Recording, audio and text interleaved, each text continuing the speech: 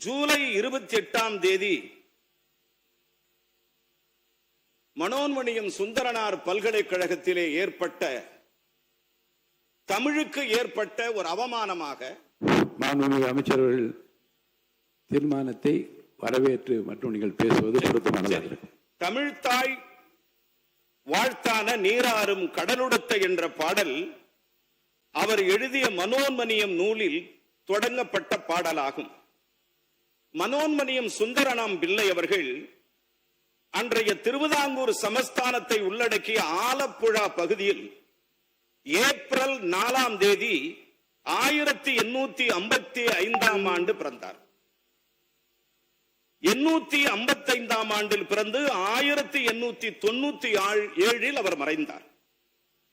நண்பர்களே, பேரவைத் தலைவர் அவர்களே, 1914 முதல் கரந்தை தமிழ்ச்சங்கம் போன்ற இலக்கிய அமைப்புகளால் இது ஏற்றுக்கொள்ளப்பட்டு பிரபலப்படுத்தப்பட்டது.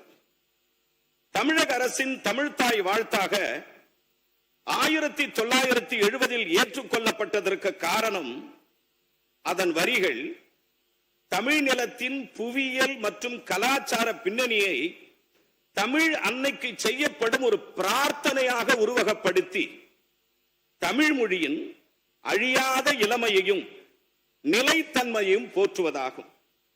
அவர் நினைவாக அவரை கௌரவிக்கும் விதமாக திருநெல்வேலியில் 1990 ஆரம்பிக்கப்பட்டதே மனோன்மணியம் சுந்தரனார் பல்கலைக்கழகமாகும். கல் தோன்றி மண் தோன்றா காலத்தே வாளோடு முன் தோன்றி மூத்த குடி தமிழ் குடி என்று சொல்லுவார்கள்.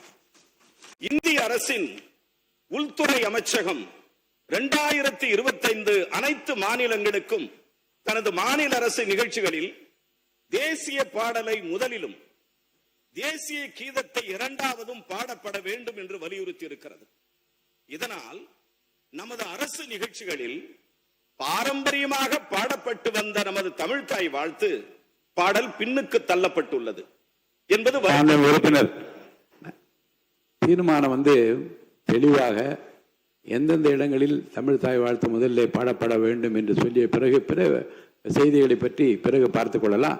அதை ஒட்டி வரவேற்று மட்டும் நீங்கள் பேரவைத் தலைவர் அவர்களே,